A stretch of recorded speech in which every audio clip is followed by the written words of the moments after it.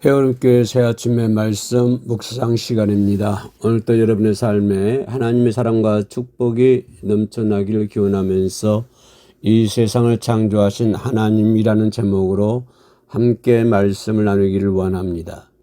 세상을 살아가다 보면 누구나 한 번쯤 이 세상은 어떻게 만들어졌을까? 사람은 어디서 와서 어디로 가는가 하는 생각을 하게 됩니다. 그런데 대부분 어려서부터 학교 교육을 통해 진화론을 배워왔기 때문에 우주 만물이 우연히 생겨나 진화의 과정을 거쳐 어느에 이르렀다고 믿게 되었습니다.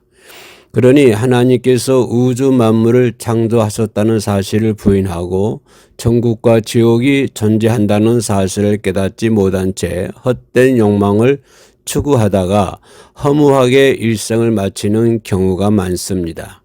그러나 정작 진화론의 창시자였던 찰스 다윈은 하나님이 위대한 창조주이심을 고백하였지요. 운명하기 전에 병상을 방문한 사람에게 나는 참 미숙한 젊은이였어. 나는 모든 사물과 현상에 대해 의심을 품고 접근했으며 진화론도 그 중에 하나입니다. 그런데 사람들이 진화론이 학문이 아닌 창조론과 적대하는 종교처럼 신봉하였지요.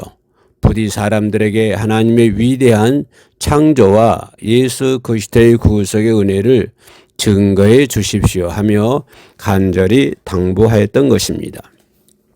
우리가 살고 있는 집이 우연히 만들어진 것이 아니라 누군가 설계하고 지은 사람이 있는 것처럼 우주 만물을 창조하시고 우리 사람을 지으신 분이 계신다는 사실입니다. 바로 유일신 하나님이시죠. 창세기 1장과 2장에는 우주 만물과 인간을 창조하신 하나님의 창조의 사역이 분명하게 기록되어 있습니다. 창세기 1장 1절을 보면 태초에 하나님이 천지를 창조하시니라 말씀하셨고, 창세기 2장 7절에는 여호와 하나님이 흙으로 사람을 지으시고 생기를 그 코에 불어넣으시니 사람이 생명이 된지라 했습니다.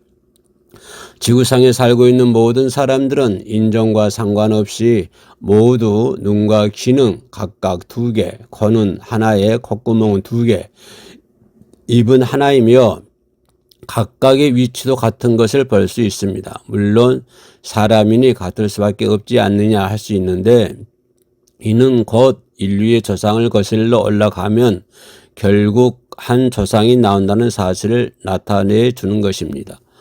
또한 이를 통해 우리는 창조주 하나님 한 분에 의해서 사람이 만들어졌다는 사실을 깨달을 수 있습니다. 만일 신이 한 분이 아니고 여러 분이라면 각각의 생각이 달라서 눈이 여러 개 나올 수도 있고 위치 선정도 얼마든지 달라질 수 있는 것이죠. 이 밖에도 자연의 각종 현상들을 통해 우리는 우주 만물을 주관하시는 하나님의 손길을 느낄 수 있습니다. 예를 들어 달의 인력에 의해서 민물과 썰물이 생겨 바닷물이 요동하고 정화작용이 일어날 뿐만 아니라 큰 바람이 일어나 물이 증발하고 구름이 생겨 비가 내림으로 생물들이 살아갈 수 있게 된 것입니다.